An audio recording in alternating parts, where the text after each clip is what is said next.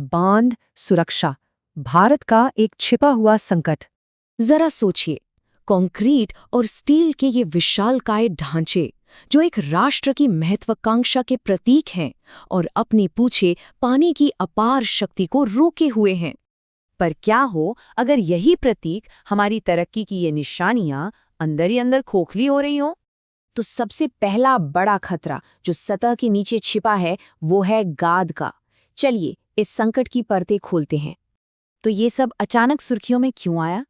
देखिए, बात है 2023 के अंत की, जब Indian institute of science education and research यानी ISIR भोपाल ने एक स्टडी जारी की। इस स्टडी में भारत सरकार के सेंट्रल वाटर कमीशन की डेटा का इस्तेमाल किया गया और इसने हमारे सबसे बड़े जलाशयों में कुछ बेहद चिंताजनक कमजोरियों को उजागर किया है। इस संकट का जो मुख्य कारण है वो है सेडिमेंटेशन यानी गाद का जमाव। अब ये है क्या? आसान भाषा में समझे तो ये एक ऐसी प्रक्रिया है जिसमें मिट्टी के कण पानी के बहाव के साथ बहकर जलाशयों में जमा हो जाते हैं और धीरे धीरे उनकी पानी स्टोर करने की क्षमता को कम करते जाते हैं। अंदाजा यह है कि 2050 तक हिमालय के बांध अपनी भंडारण क्षमता का एक बहुत बड़ा हिस्सा खो देंगे। और सिर्फ वही नहीं, पूर्वी और पश्चिमी भारत की कई प्रमुख नदियों के जलाशय अपनी आधी से ज्यादा क्षमता खो सकते हैं। सोचिए, इसका मतलब क्या है? सीधा मतलब है आधा पानी, आधी बिजली और आधा सहारा। ये एक ऐसा दुष्चक्र है जिसे समझना बहुत जरूरी है। देखिए होता क्या है, जंगलों की कटाई और खेती से निकली मिट्टी नदियों के जरिए बांधों में पहुंचती है और इसका नतीजा पानी की कमी, बिजली उत्पादन में गिरावट और यहाँ तक कि पानी के लिए राज्यों के बीच संघर्ष का खतरा भी बढ़ जाता है। चलिए आगे बढ़ते हैं और देखते हैं कि इन बांधों की नींव में और कौन-कौन सी दरारें हैं। एक आंकड़ा है जो सच में सोचने पर मजबूर करता है, 1065। ये भारत में उन बड़े बांधों की संख्या है जो 50 से 100 साल पुराने हो चुके हैं। और बात यही नहीं रुकती, 224 बांध तो 100 साल का आंकड़ा भी पार कर चुके हैं। और जाहिर है, उम्र के साथ साथ जोखिम भी बढ़ता है। उम्र के साथ ना खतरे भी कई गुना बढ़ जाते हैं। बांध की दीवारों से पानी का रिसाव हो सकता है, पाइपलाइन में जंग लग सकती है। और फिर 2001 का भोज भूकंप, उसने हमें दिखाया कि जमीन का कांपना इन ढांचों के लिए कितना खतरनाक हो सकता है। अब तो क्लाइमेट चेंज के कारण सिक्किम जैसी जगहों पर ग्लेशियर झीलों के फटने से अचानक बाढ़ आ रही है और इन सब के ऊपर कई बार सुरक्षा नियमों का ठीक से पालन भी नहीं होता। इतिहास में भी इसके उदाहरण मिलते हैं। बहुत पीछे जाएं तो 1917 में मध्य प्रदेश का तिगरा बांध ओवरटॉपिंग यानी क्षमता से ज्यादा पानी भर जाने के कारण टूट गया था। फिर 2001 में गुजरात का चांग बांध भुज भूकंप से क्षतिग्रस्त हुआ और हाल ही में 2023 में सिक्किम का चुंगथांग बांध ग्लेशियर झील फटने से आई बाढ़ में बह गया। ये सारी घटनाएं हमें एक बहुत ही बुनियादी सवाल पर ले आती हैं।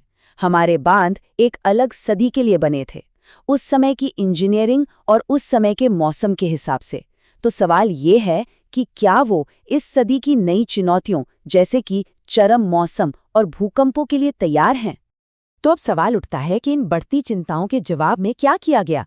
खैर, इसके लिए एक राष्ट्रीय ढाल तैयार की गई जिसका नाम है बांध सुरक्षा अधिनियम। सरकार की तरफ से इसका जवाब था बांध सुरक्षा अधिनियम 2021।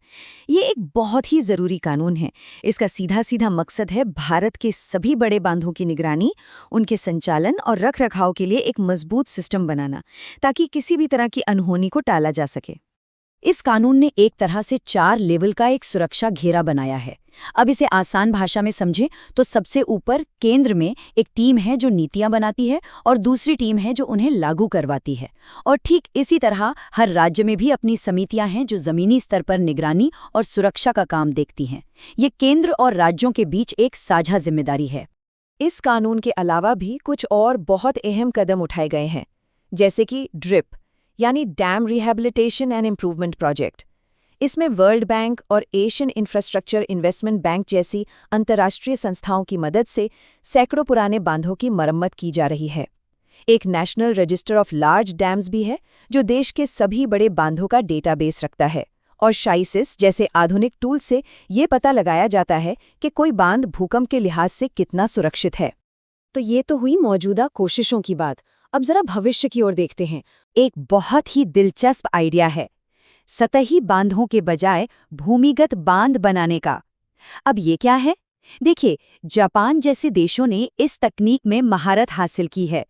ये बांध पानी को जमीन के नीचे स्टोर करते हैं, जिससे पानी का भाप बनकर उड़ना और गाद का जमा होना दोनों का ही खतरा कम हो जाता है।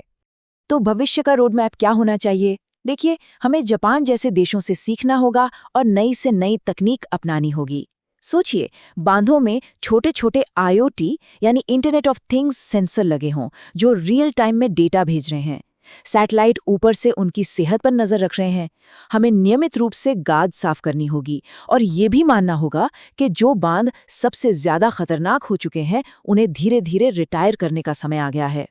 और ये सब करना इसलिए भी जरूरी है क्योंकि भारत, चीन और अमेरिका के बाद दुनिया में तीसरा सबसे बड़ा बांध वाला देश है। हमारे पास करीब 6000 बड़े बांध हैं। मतलब ये एक बहुत बड़ी जिम्मेदारी है। भारत के बांध सिर्फ कंक्रीट के ढांचे नहीं हैं, ये हमारी एक विरासत है और इन्हें सुरक्षित करना सिर्फ इंफ्रास्ट्रक्चर को बचाना नहीं है, ये हमारे आने वाले कल को, हमारे भविष्य को सुरक्षित करना है। तो अंत में सवाल यही है, हम ये कैसे सुनिश्चित करें कि अतीत की ये शानदार निशानियां भविष्य की आपदा ना बन जाएं? अगर ये वीडियो आपको पसंद आया हो तो लाइक जरूर करें, शेयर करें उन दोस्तों के साथ जिन्हें यूपीएससी, लॉ या जनरल नॉलेज की तैयारी करनी है। और हाँ, सब्सक्राइब करें। आप अपने सुझाव या सवाल नीचे कमेंट में लिख सकते हैं। यूपीएससी एंड कॉम्पिटिटिव एग्जाम की गाइडेंस या मेंटरशिप के लिए संपर्क करें। Our contact information is given in description. धन्यवाद। मैं हूं कृणाल ठाकुर। मिलते हैं अगले भाग में। जय हिंद।